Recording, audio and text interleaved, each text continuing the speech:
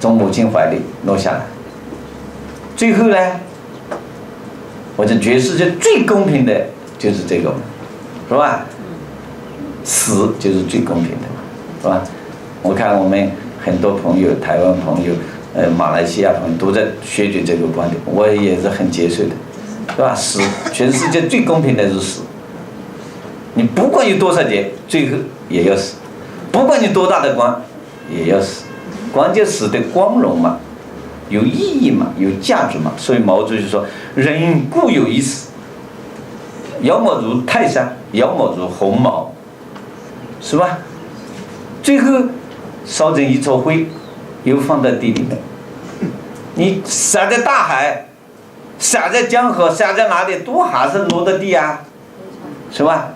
所以一个人不能离开地，所以一个人睡也要接地气，没有接地气，这个人就生病了，啊，这就是智慧。我们经典老祖宗告诉我们的，说我们大家一定要做好经典，没有做好经典，教不好经典的。所以这一次我们的学习，大家都要行鞠躬礼，大家我们开始吃素食，是吧？是吧？这个保护环境，老子，我们读老子，是吧？人与自然和谐相处了。现在整个自然和谐，自然破坏完了，我们读经的人读了以后就要带头了，是吧？带头以后，人和自然和谐了，整个社会和谐了，人类和谐了，是吧？所以我们要用经典，好吧？好，第4点就讲学生怎么读经典，是吧？我总结了8句话。学生怎么读经典？第一，及早诵读，及早诵读，是吧？及早诵读，最好，是吧？3岁嘛，现在有些提出了0岁，有些还提出负1岁，负1岁，我觉得我也赞同，就叫做胎教，从胎教开始读经典。哎呀，最近做了一些实验，最近这个10几年来，有些胎教的听经典、听古琴，生出的孩子啊，只1岁多，一教他读《弟子规》，他就能够跟着读了。他那个读那个《三字经》，只教了1、2篇他就背住了，因为他在母亲怀里就接受了《三字经》的信息了，所以这个很好，是吧？所以及早诵读，当然最好负1岁了，是吧？你至少3岁开始读嘛，3岁他完全能够接受了，是吧？第二，天天诵读，你不能丢，1天20分钟，是吧？1天20分钟，这个要坚持。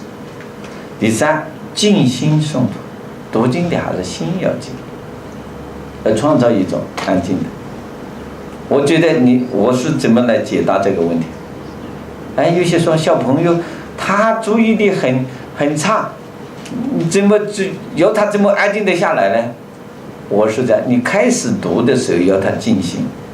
幼儿小朋友注意力不超过5分钟，小学生注意力低年级10分钟，中年级15分钟，高年级小学生注意力20分钟，15到20分钟，这是我们心理学研究的，是吧？这全世界公认的。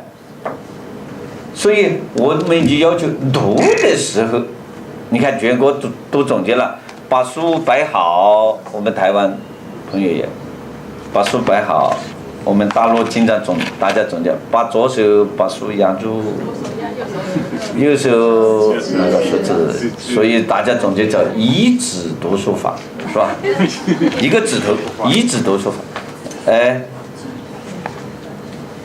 这个指导书，大学之道，在明明德，在亲仁，在止于至善。一个字一个字，开始读的时候静心，并且开始读的时候呢，要速度要慢，一个字一个字要读准确。所以我是怎么指导大家读的？开始读要静心，开始读要速度要慢，速度开始慢，然后慢速、中速、快速，最后要快速。因为语言是反映思维的工具，这是心理学原理。开始要慢速、中速、快速。开始读的时候要静，后面可以快乐的读。你看后面话题了，快乐的读，是吧？你游戏啦、拍手啦，哪里叫做巩固了？巩固了，你可以采取不同形式。开始读的时候不要搞花样。我们总结大概是这样一个：开始读不要搞花样，开始就拍手么子拳什么什么跳不需要。读书了，为了巩固，可以采取各种花样，大家自己创造。今天下午我们小刘老师刘谦谦老师也会大家讲他们怎么读《弟子规》的。但是开始读的时候要静，要慢，然后就快，各种形式。